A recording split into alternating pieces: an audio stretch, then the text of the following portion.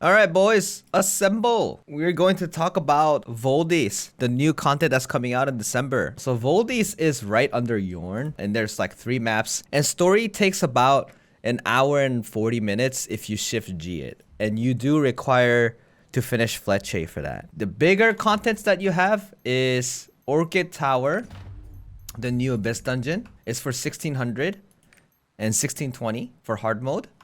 You have Chaos Dungeon, which is 1610. You guys won't have the 1630 Chaos Dungeon because this is for Theomine release, so which is the one after that. You also have a new Guardian called Gargadis. This is also 1610. If you have a full party, maybe like level 9 gems, 1610 on item level, it takes about 4 to 5 minutes. His mechanics are super simple. So Gargadis, I can explain this in like less than 30 seconds. So when you fight him, he teleports to the center and then he phases away.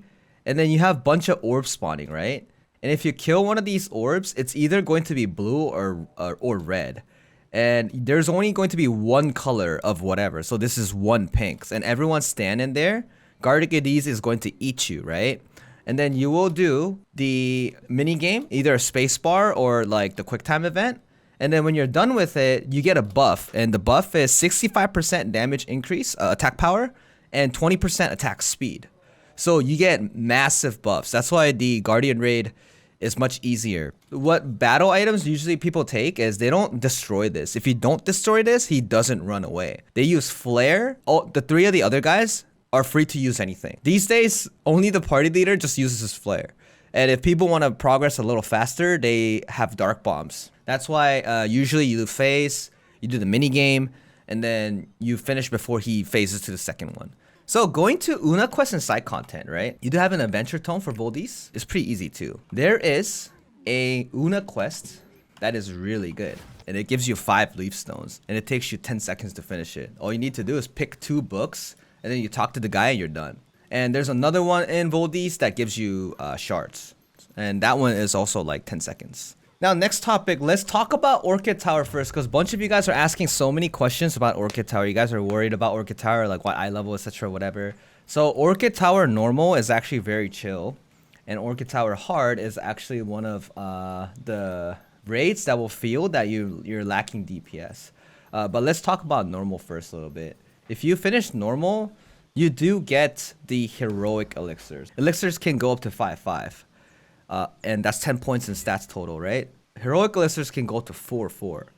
But you still play the same game, and the Elixir minigame is a little cheaper. Hard mode, you get the Legendary Elixir, which is 5/5, and then you have a chance to get like a secret pet.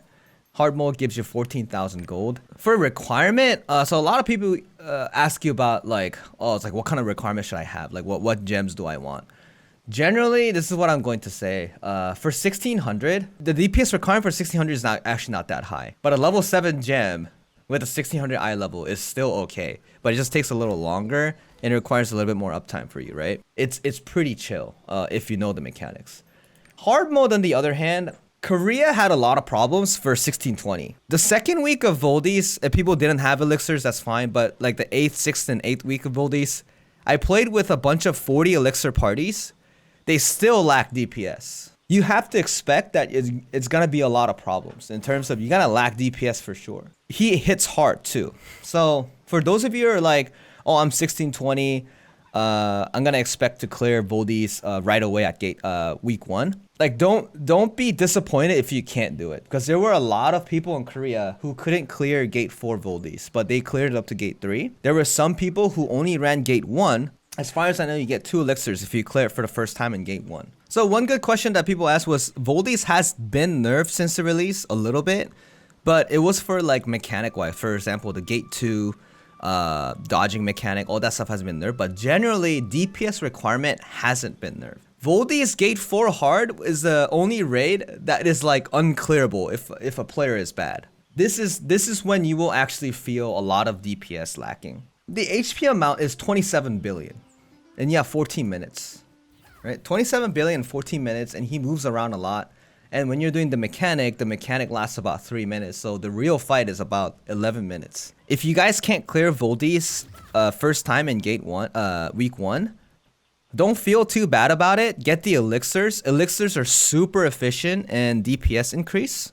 So you can come back after you get some more elixirs done. As for general classes and the fight, Voldis raid in general, gate 1 and 4 is not very entropy friendly.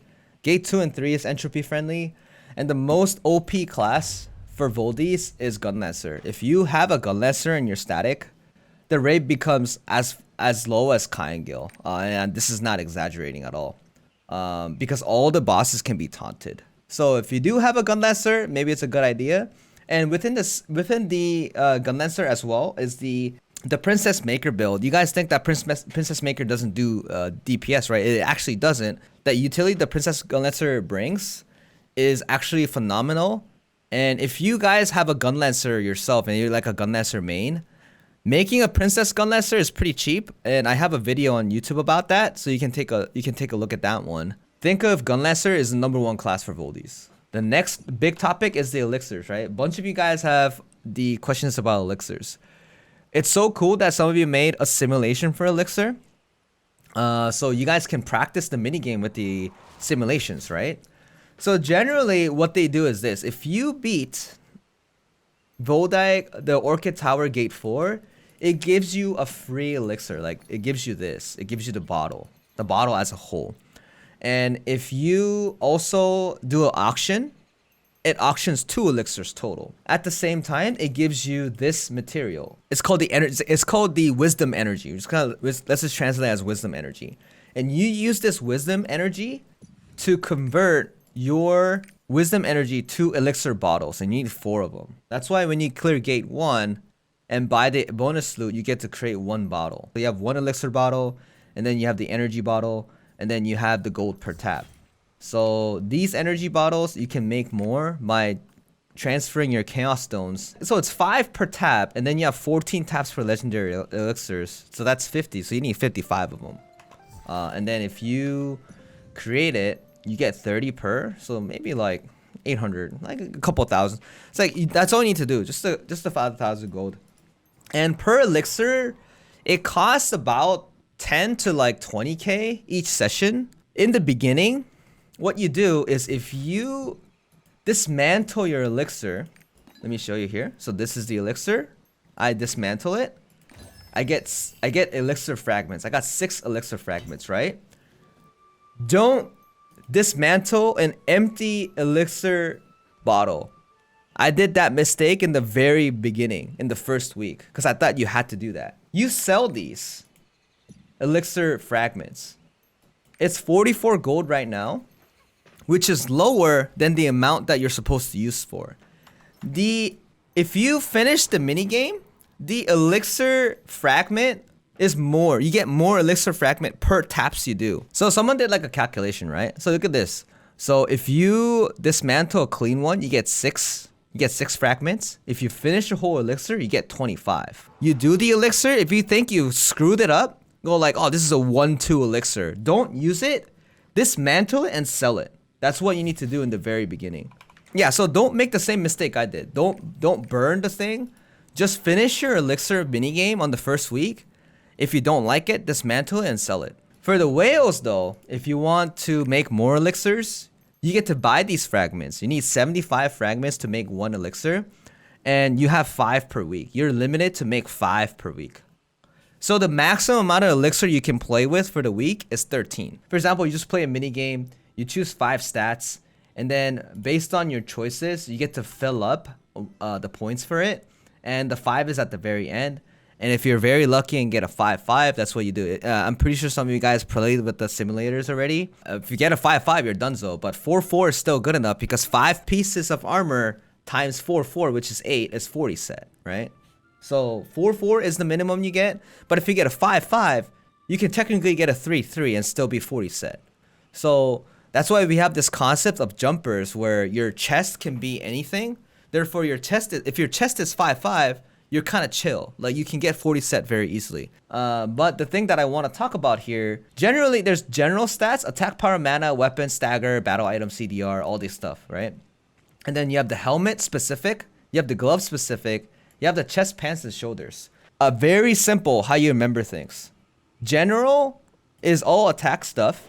right? You get the attack stuff. So you get attack power, you get weapon power, and there's stats. That's it. Everything else, you can just pick whatever. But if you're in helmet, gloves, chest, and pants and shoulders, right? Helmet is always set bonus. You want that set bonus. Because set bonus 1 is in helmet, and set bonus 2 is in gloves. So if you happen to find a set bonus that you want, you have to get it on the helmet, and then you have to work on it. And therefore, if you ever see a set bonus here, you have to take it, the one that you want, because it's the rarest one. Chest, it can be anything. But the meta right now is damage reduction or physical defense, which is pretty good. For supports, HP is also good because it increases your heal. Let's talk about pants, right? Pants is super simple too. It's additional damage or crit damage. Getting a 5 here is very important for the pants. And for support, this is the number one thing that you need is the attack buff effectiveness. You need this one. That's all you need. If you get a 5 here, you're done. And shoulders, all you need is one thing here, is boss damage. That's number 1. Supports can get whatever you want. You can get double general, or you can get healing effectiveness. So this invent post shows what is the most efficient for DPS. So what you're working on is, let's say you are choosing these, and you don't have anything. You go for attack damage, crit damage, or boss damage, which is shoulder, pants, and then you have the gloves and the hat. Never choose 2 of the same thing, because let's say you choose your set bonus here, and then you choose your pants bonus here, and then you choose your shoulder bonus here. You don't do that. You have to choose either 1 or 2. That's your limit. And then you choose general on everything else. Because what happens is, what if you get a 5-5, but 1 is a set bonus and 1 is crit damage? You can only use 1 because it only applies to your hat, right? Or it only applies to your pants. A lot of people make this mistake. They get a 5-5, but they can only use it on one piece. So thanks to you guys, I opened the simulator. So check this out. The only set bonus you need is either expert. It's like an adrenaline stack, but you lose a stack if you get hit. That's what expert is. I don't know what the translation is going to be. So the next one that most players use is conversion, because it gives you damage on crit. This is a separate calculation. That's why it gives you a lot of DPS. This is what makes the crit classes do some massive DPS when they get a 40 set. That's the 20% difference because of this particular set bonus. And this is also including that expert too. The gloves is the chaos version, and the headwear is the order version. So you will need to get conversion on gloves, and then you need to get headwear for order, right? And the pants is obviously additional damage or critical damage if you're a DPS class. And the chest can be anything. It can be common, right? And then the shoulder armor needs to be boss damage. If you don't have anything, your number 1 priority should be boss damage, right?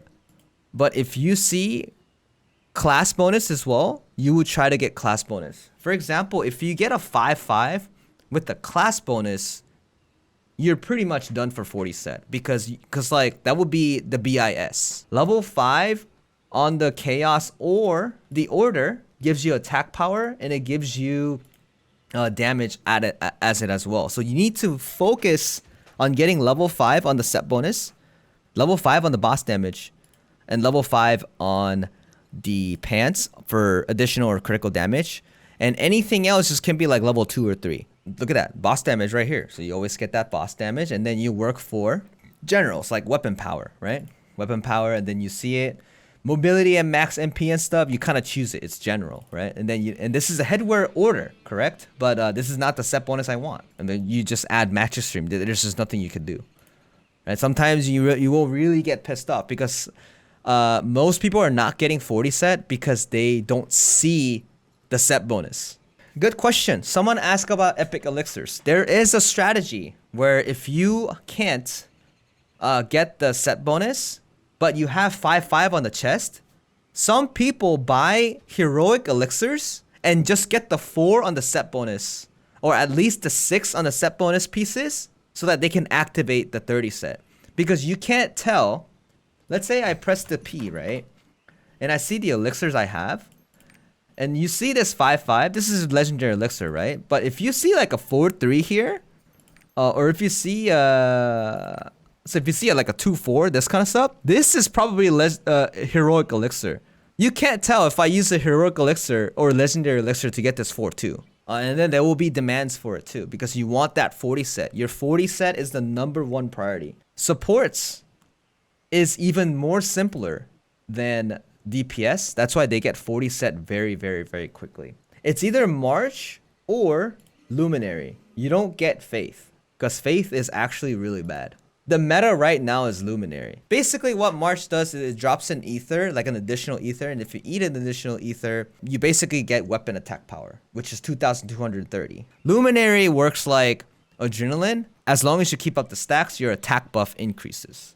Therefore, the only thing that you need is your order for Luminary needs to be 5, and then your pants, they call it Unity, but the buff effectiveness needs to be 5. That will give you 10% buff efficiency, right? So your headwear and your pants needs to be 5, and anything else doesn't need to be 5. Even the set bonus on gloves, because the set bonus on gloves is healing effectiveness. You don't really need this. Your common can be anything.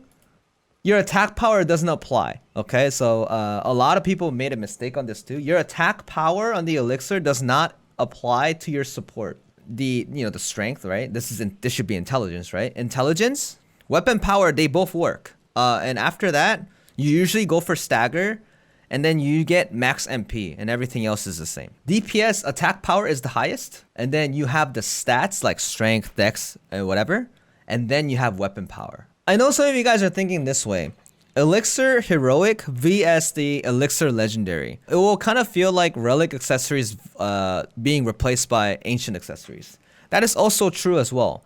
But this is a statement for people who are getting FOMO'd or people who are getting stressed the hell out pushing to 1620. Because I'm pretty sure 1620 is not cheap. Heroic Elixir at 1610, let's say you park at 1610 and then you run Voldis normal. Bunch of my characters were 1610. For example, my scouter is still 1611. And it does normal Voldis, and you get heroic elixirs. And if you see heroic elixirs, it's cheaper. It's 100 gold versus 250 gold.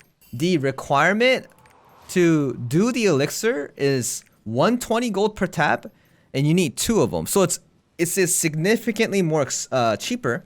But then again, the best option would be Smilegate changing the Voldis to a point that you can get Legendary Elixir at normal Voldis as well.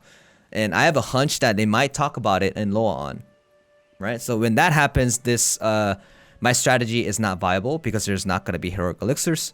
Okay, so I think that wraps up to all the talk that I wanted to talk about, like the basic stuff, right? Because Elixirs, we should have more sessions like this, talk about.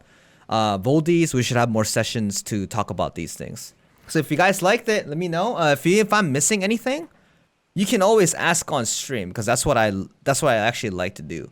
You can always come and confirm it with me, okay? So let's end it like that. Let's have another session later for Voldis and then Elixirs in the future, okay?